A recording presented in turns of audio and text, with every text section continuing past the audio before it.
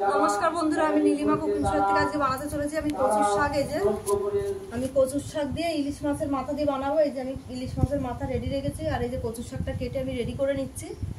আমি কেটে রেডি করি, তারপরে বসাচ্ছি। কিভাবে বসাচ্ছি আপনারা সাথে থেকে দেখতে থাকুন।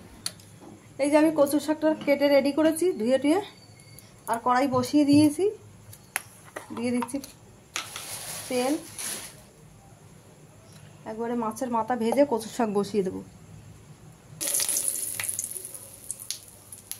দিয়ে দিচ্ছি গোটা জিরা তেলে।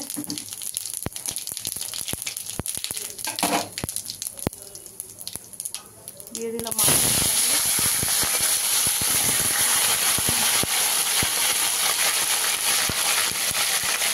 অল্প করে নুন দিয়ে দিলাম।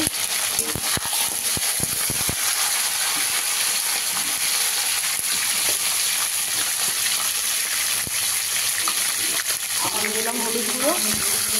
পেঁয়াজ মাছের মাথাটা ভাজা হোক, তারপরে মশলা দিয়ে একবারে করতে কচুর শাকটা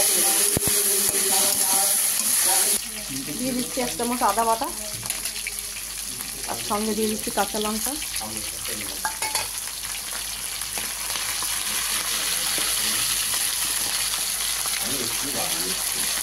জিরা ধনে গুঁড়ো দিয়ে দিচ্ছি 3 চামচ।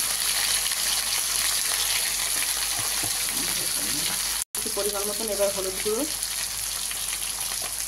একটু পরিমাণ মতন এটা কষা হলে কচুর শাকটা দিয়ে দেবো।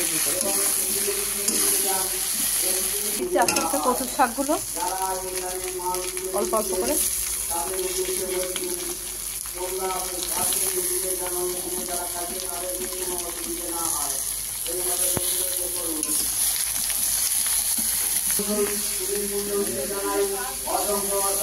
ঢাকা।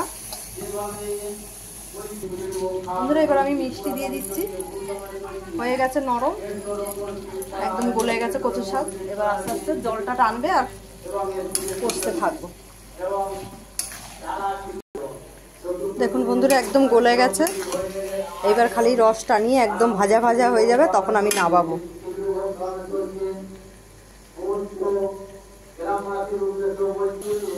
দেখুন বন্ধুরা আমার কচুর শাক হয়ে গেছে, একদম রস টানিয়ে তেল বেরিয়ে এসছে। আমি এবার নামিয়ে দিচ্ছি, গ্যাস বন্ধ করে দিচ্ছি।